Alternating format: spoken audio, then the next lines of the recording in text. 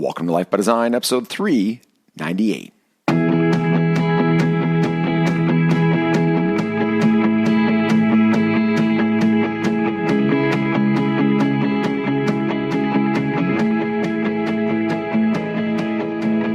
your host, Dr. Jamie Richards, and I'm joined by my pal, Dr. Horatio Jug. Happy to be here, as always. Yes, we are creators of Life by Design with many locations worldwide. Each week on the show, we discuss the principles and the practice of Life by Design. Today, we're talking about food and pain, specifically food and chronic spinal pain. Chris, you'll tell us a bit about this study and why it's important. For me, this is one of those file it under the duh category. It was a survey looking at what people with chronic spinal pain ate versus a control group. It's a big number. I think there was 40,000 people they looked at. And the conclusions are pretty clear. People that ate high sugar diets, pro-inflammatory diets, experienced significantly more chronic spinal pain. And I think a couple of weeks ago we did one looking at diabetes and degeneration of the spine even. So, you can quickly see where this is going. And the sole purpose of me posting this is people are still under the impression, they just fail to want to look at their diet as a potential cause of pain and disease. Mm-hmm. Yeah, I think that it's something that we see on a regular basis with the clients. I see it in the gym a lot where people come in and they want to get into a fitness routine, and you start talking about diet, and it gets brushed as, oh yeah, well, I know it's important, but I just want to work out, and or even in the office when we're going through the biostructural restoration, and people they look at me funny when I say, look, we're going to introduce you to our Eat by Design program. Well, I'm just here because of my spine or some other type of condition. And it's that conversation that, look, the healing and repair of your body, your tissues, spinally, and the tissues surrounding the spine, your neurology, all those things, are dependent in some way, shape, or form, and the health of them are dependent in some way, shape, or form on nutrition and foods that you eat. And to ignore those things is going to be part of the reason why you're not going to very likely get the results that you want. What else is there to say? You want to just end the podcast here? I don't know.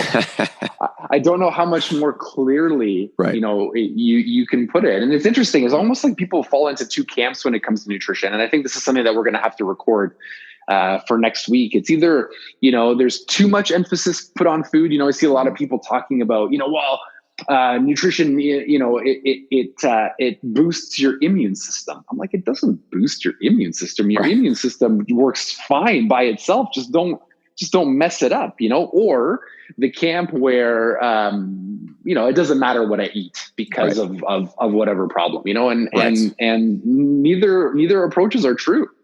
Right. No, I think that's a really good point. Obviously it matters because there's certain requirements and some of them are nutritional. And then on the flip side, you're right. Your body works in a certain way and it needs those components, including nutrition, and not eating properly would diminish the effect or the health of your immune system. And so I think what people get at, right, is they're eating terribly or they're eating just less than optimally and they add a certain food in and maybe their immune system works better, but it's not because that food boosted the immune system. It's because that food met a need that their body was not having met. And as a byproduct, it worked better. When I put gas in my car, I don't think that gas boosts my car's function. I think that gas gives my car fuel that it needs in order to work exactly the way it was supposed to work in the first place. Yeah, we did this with cleanses too, right? Oh, I'm doing a liver cleanse. No, your body cleanses just fine. Maybe just stop dumping junk in it all the time. Right. Give your body what it needs. I actually had this conversation yesterday because we were talking about our dog and how our dog, eats basically its by design diet. We feed it real food. And somebody had said to Dana, well, if your dog's eating real food, they need to add this supplement in. And I was in another room and I actually came back. I said, whoa, did you say that if we feed the dog what we feed it because it's real food, we need to add, this supplement for all the things it's missing? I said, so what we're saying is if the dog eats the food it's designed to eat to meet its nutritional requirements, that it's going to be missing something. And of course we were both like, yeah, that doesn't make any sense, but that's exactly how people think is, we need to boost our immune systems. We need to boost our body up, that there's superfoods. No, your body already has a nature and it runs a certain way. And when all things are met, it runs, at its peak level. And when you remove those things, it runs below its peak level. And when you add them back in, it runs back to its peak level. It appears that you boosted it, but all you really did was meet the needs of the body and it ran the way it's supposed to run. So, I think the take home, and that's obviously the important concept. If you understand that, it applies all across the board. But the real take home is that yes, food applies to your body in more ways than just weight gain and weight loss.